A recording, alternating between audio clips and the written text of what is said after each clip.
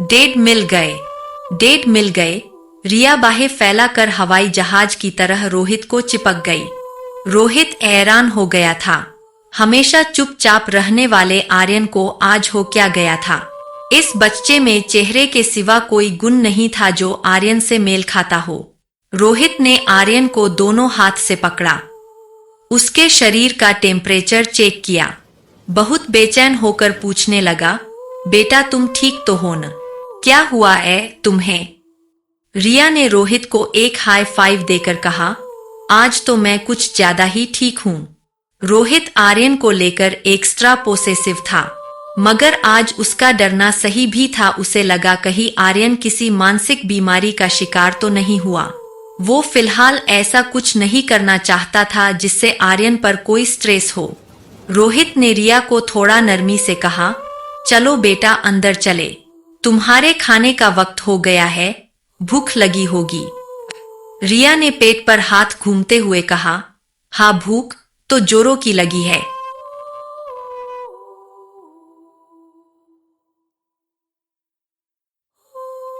रिया ने रोहित को एक हाथ से इशारा करके झुकने को कहा। रोहित भी बिना देर किए झुक गया। रिया ने रोहित के कान में फुसफुसाते हुए कहा, मुझे तो पिज्जा खाना है। रोहित ये बात सुनकर हैरान हो गया।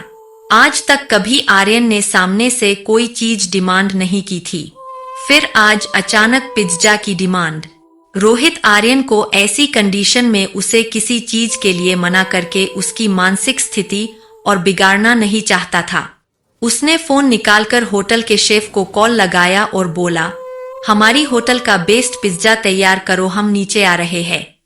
सारे रास्ते टैक्सी में अनिका खिड़की के बाहर देखते हुए यह सोच रही थी कि आखिर उसके पापा किस जन्म का बदला ले रहे थे उससे।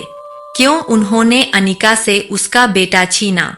वो बार बार एक ही चीज सोच रही थी, कहाँ होगा उसका बेटा, कैसा होगा, किस हाल में होगा वो। बगल में बैठा आर्यन चुपचाप अनिका को देख रहा था।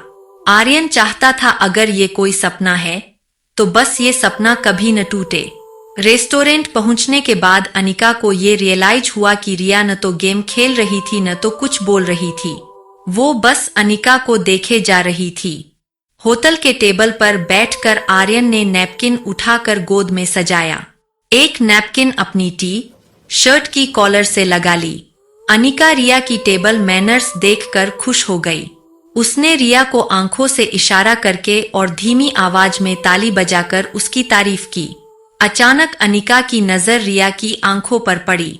आर्यन की आंखें हमेशा थकी हुई और कमजोर लगती थी, इसलिए अनिका ने अपनी पर्स से एक आईना निकाला और आर्यन को दिखाकर बोली, देखो क्या हो गया है तुम्हारी आंखों को, सारा दिन गेम खेलने से हुआ है ये।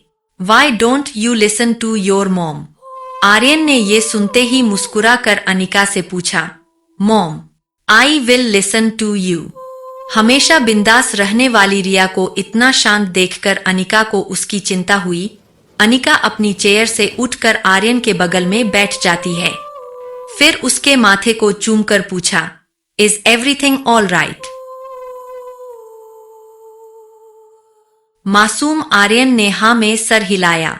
अनिका उसके जवाब से संतुष्ट नहीं थी।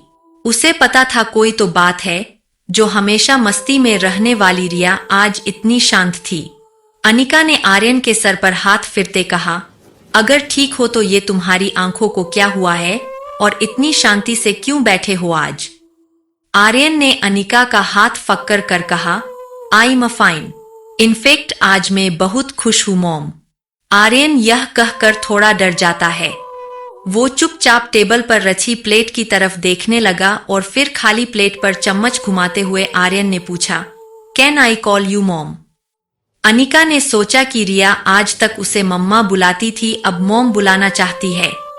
फिर कुछ सोच के अनिका आर्यन के बगल से अपनी चेयर पर जाते हुए बोली, मॉम कहो या मम्मा, मैं ही तुम्हारी माँ हूं। आर्यन जोर से चिल्ला पड़ता है, सच मूच? आर्यन ने अपने टेबल पर खड़े होकर अनिका के सामने बाहें फैलाकर कहा, आई लव यू मॉम। दोनों ने हग किया और मेनू उठाकर पिज्जा ऑर्डर करने लगे। होटल पैराडाइज में रिया रोहित का हाथ पकड़े हवा में पाँव उछालती हुई होटल के कॉफी शॉप में दाखिल हुई। आर्यन का ऐसा बर्ताव रोहित ने पहले कभी नहीं देखा था। कॉफी शॉप में पहुंचकर रिया ने कहा, रुको, डेट टेबल सिलेक्शन मेरा होगा। रिया ने ऐसा टेबल चुना जहां से लिफ्ट का दरवाजा ठीक से दिखे।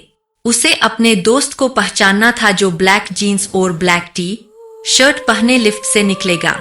रोहित रिया की हर एक हरकत बड़े ध्यान से देख रहा था। तभी टेबल पर एक लार्ज पिज्जा आया। रिया पिज्जा देखकर खुश हो गई। उसने एक बड़ा सा पीस उठाया और एक बड़ा बाइट ले लिया। रोहित को ऐसे टेबल मैनर्स बिल्कुल पसंद नहीं थे। उसने आर्यन को हमेशा सिखाया था कि नैपकिन गले और गोद में लगाकर फोर्क और नाइफ से खाना चाहिए, मगर आज उसे आर्यन को बड़े प्यार से संभालना था, इसलिए वो कुछ नहीं बोला।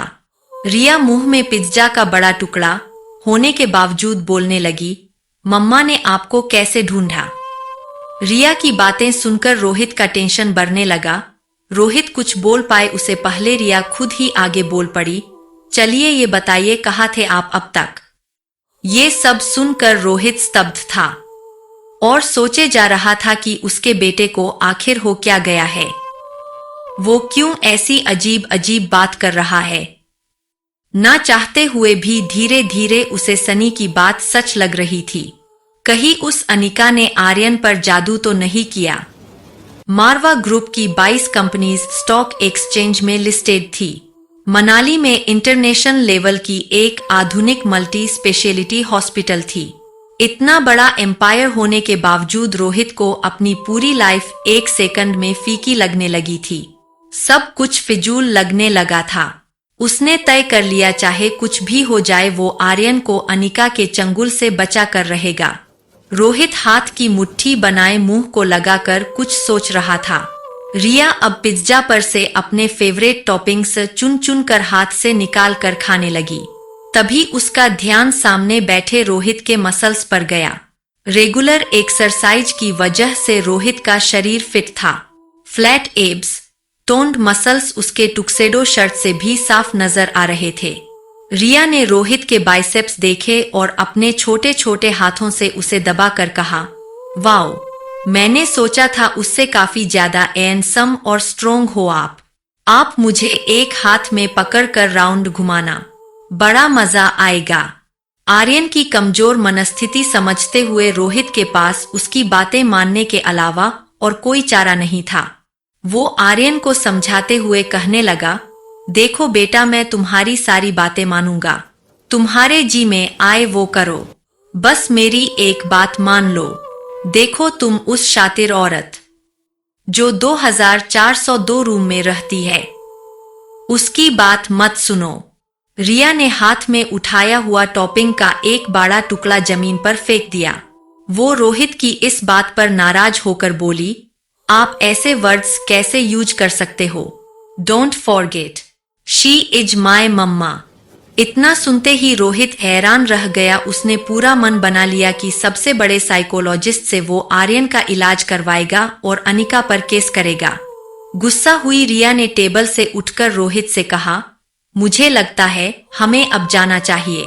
लगता नहीं मेरा दोस्त अब आएगा, और हाँ, मैं आपसे बात नहीं करूंगी जब तक आप मम्मा को सॉरी नहीं कहते। ये कहकर रिया लिफ्ट की ओर चलने लगी। रोहित अपना फोन टेबल से उठाकर रिया के पीछे भागा। रोहित ने देखा कि आज आर्यन की बातों में, उसकी चाल में एक अलग ही कॉन्फिडेंस था। उसने हमेशा चाहा था आर्यन भी बाकी बच्चों की तरह स्ट्रॉन्ग और कॉन्फिडेंट हो, मगर इस तरह का ओवर बदलाव उसे हजम नहीं हो रहा था। लिफ्ट के पास जाकर रिया अटक गई। वो रोहित की ओर मुड़कर बोली, मुझे वॉशरूम जाना है। रोहित रिया का हाथ पकड़कर उसे लॉबी के अंत में ले जाता है।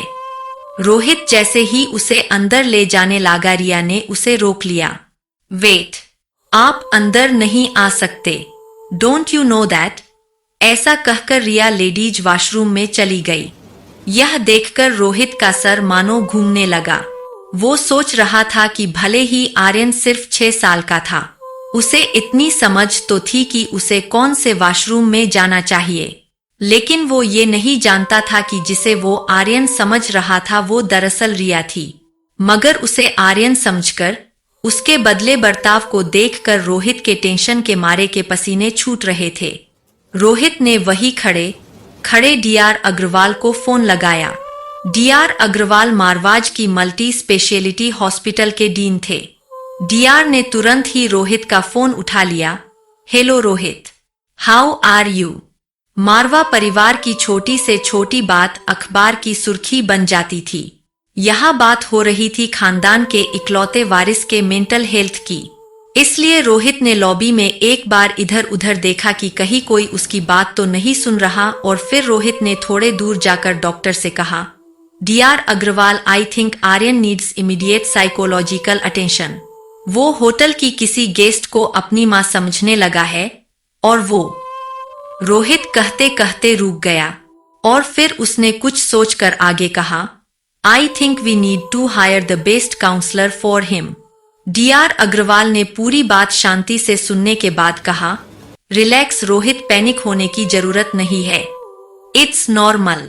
इस उम्र में बिन मां के बच्चे ऐसा करते हैं। कई बच्चे तो अपनी मरी मां से बातें भी करते हैं।